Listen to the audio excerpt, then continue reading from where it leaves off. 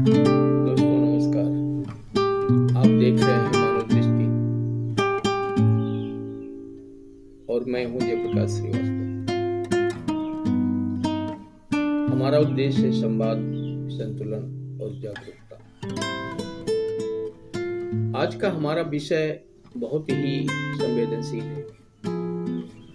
हम बात करने वाले हैं एक ऐसे मानसिक रोग के बारे में जिसने गांव, शहर, कस्बे या देश को नहीं, पूरे विश्व को अपने आगोश में ले लिया। इसका शिकार वह बूढ़ा, जवान या बच्चा है जो सोशल मीडिया यूजर है। आपको यह जानकर आश्चर्य होगा कि सोशल मीडिया आपके बहुमूल्य जीवन से प्रतिदिन औसतन 2 घंटे 44 मिनट का समय चुरा रहा है। यही नहीं, जो प्लेटफॉर्म हमें दुनिया दिखाने के लिए बनाए गए थे, उन्होंने उस अंक की वायरिंग ही बदल दिया है जिससे हम उसे समझते हैं। अध्ययनों और रिसर्चों से यह पता चला है कि हमारा ध्यान भटक रहा है। हमारी सच और झूठ को पहचानने की क्षमता कम होती जा रही है, जो एक गंभीर समस्या है।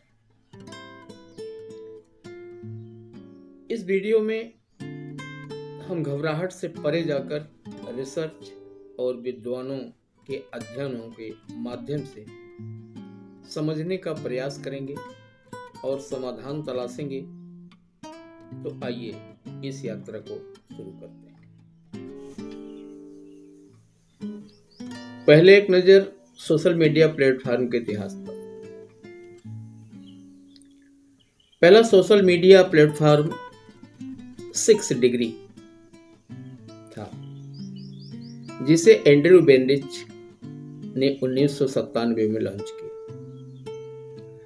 2001 आते आते इस प्लेटफॉर्म पर 10 लाख यूजर हो गए, लेकिन कतिपय कारणों से यह बंद हो गया। यूजरों में छटपटाहट मची तो इसे खत्म किया फेसबुक ने। फिर व्हाट्सएप, यूट्यूब और इंस्टाग्राम जैसे प्लेटफॉर्मों ने सूचना के क्षेत्र में क्रांति ला दिया। आज इन प्लेटफॉर्मों ने आम आदमी को भी अपने आगोश में समेट लिया है। आज फेसबुक पर 3.07 बिलियन, यूट्यूब पर 2.58 बिलियन, व्हाट्सएप पर 3 बिलियन से कुछ अधिक और इंस्टाग्राम के 3 बिलियन यूजर हैं। और इस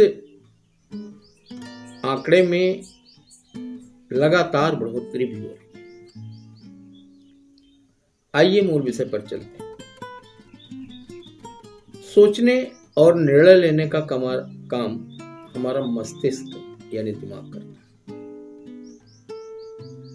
तार्किक रूप से सोचने के लिए आपको 2 चीजों की जरूरत होती है। पहला निरंतर ध्यान और दूसरी स्मृति। लेकिन सोशल मीडिया ने इन दोनों को हाईजैक कर रखा। आइए इसको समझने के लिए कुछ विद्वानों द्वारा किए गए अध्ययन और शोधों की पड़ताल की जाए।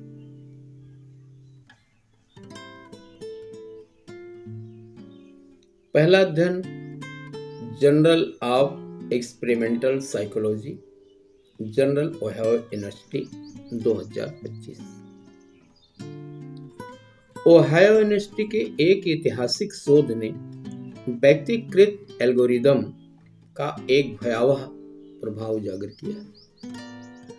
शोधकर्ताओं ने पाया कि जब कोई एल्गोरिदम वही चुनता है जो आप देखना चाहते हैं, बात को समझिएगा,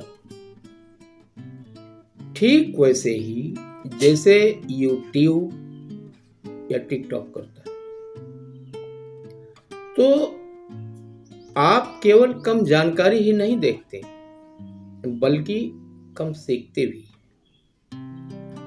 अध्ययनकर्ताओं ने भी गलत उत्तरों को ज्यादा महत्व दिया, बनिस्बत सही उत्तरों के। यह एल्गोरिदम एक ऐसा फीडबैक लूप बनाता है जो दिमाग को यह धोखा देता है कि जानकारी का यह छोटा सा टुकड़ा ही पूरी तस्वीर है। प्रोफेसर ब्रैडन टर्नर ने कहा, लोग एल्गोरिदम का पालन करते समय ये जानकारी चूक जाते हैं कि जो वे जानते हैं वह उन चीजों पर भी लागू होती है जिनका उन्होंने कभी अनुभव नहीं किया। वियतनाम में हुए एक शोध से पता चलता है कि शॉर्ट फॉर्म की वीडियो ज्यादा देखने से वह भाव पैदा होता है जिसे विशेषज्ञ त्वरित लेकिन सतही सोच कहते हैं। आपका मस्तिष्क 15 सेकंड के क्लिप के डोपामिन हिट का आदी हो जाता है और जटिलता से अधीर हो जाता है। एक शब्द में कहें तो वह आलसी हो जाता है। आइए एक और शोध की चर्चा करते हैं। IMME study Cyprus 2025। साइप्रस में छात्रों पर किए गए एक अध्ययन में पाया गया कि वे दिन 3 से 6 घंटे फोन पर बिताते। वैश्विक त्रासदी और व्यक्तिगत गपशप में ही लगे होते हैं, जिसका परिणाम वे एक वास्तविक समाचार लेख और एक सोशल मीडिया पोस्ट के बीच अंतर नहीं कर पाते। शोधकर्ता निकोलस कैरेडिस के अनुसार, जब हम जानकारी को समेकित नहीं करते तो हम अस्थायी यादें नहीं बनाते, और जब हमारे पास अस्थायी यादें नहीं होती तो हम तार्किक रूप से नहीं सोच सकते। यानी यह स्पष्ट हो जाता है कि तर्क के लिए यादें जरूरी हैं। यह सिस्टम का कोई बग नहीं है, यही इसकी खासियत है। सोशल मीडिया आपको स्क्रॉल करने के लिए ही डिजाइन किया गया है, न कि सोचते रहने के लिए। आइए एक स्टडी देखते हैं। डेनिस फेसबुक गलत सूचना विश्लेषण। फेसबुक पोस्ट के एक विश्लेषण में गणितीय रूप से यह सिद्ध कर दिया कि जिस सूचना में नकारात्मक सामाजिक जानकारी होती थी उसे तटस्थ या विशुद्ध रूप से तथ्यात्मक पोस्ट की तुलना में अधिक शेयर, लाइक, कमेंट मिले। टन हुइन दो तान चिन के अनुसार फर्जी खबरें अनियंत्रित गति से उभरती और फैलती हैं। दर्शक बिना सत्यापन के भावनाओं में बह जाते हैं। किसी पोस्ट को जितने अधिक लाइक, शेयर मिलते हैं, दर्शक उसे उतना ही सत्य और प्रामाणिक मानते हैं, जिसे वायरलिटी वैलिडेशन कहते हैं।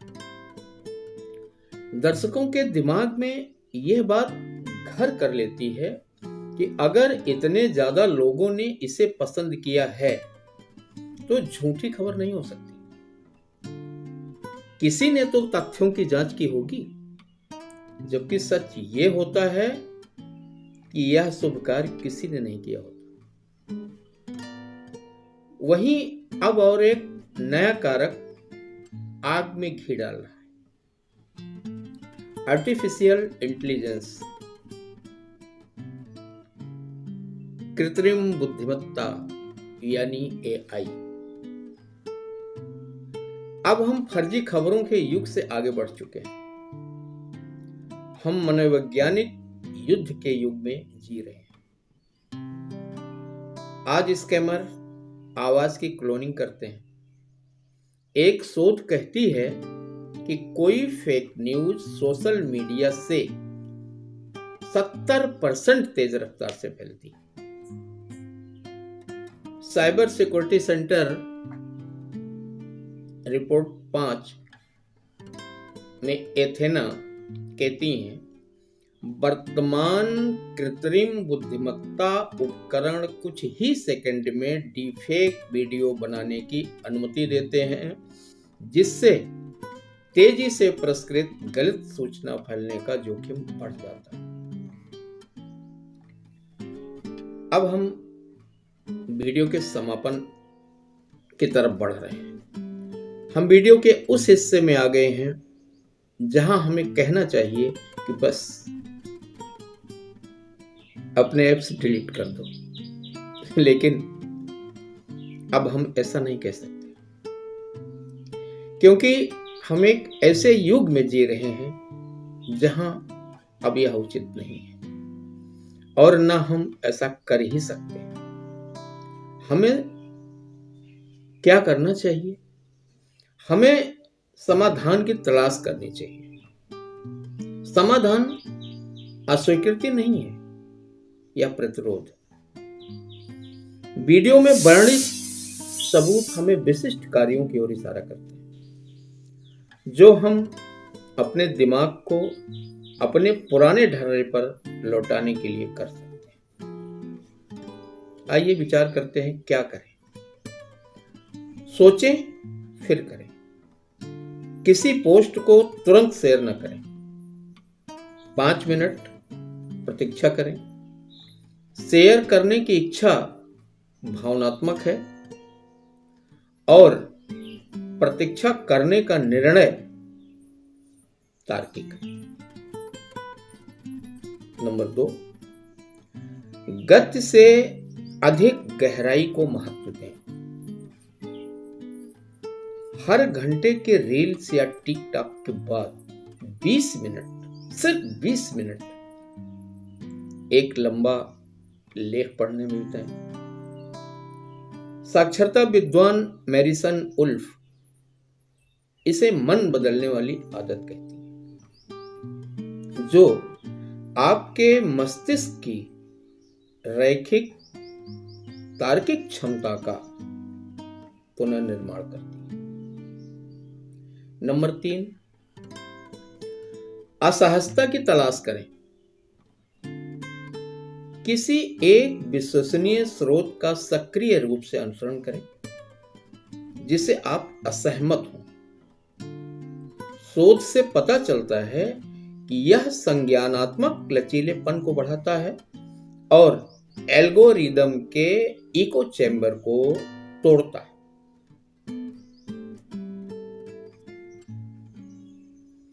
वायरल को सत्यापित करें।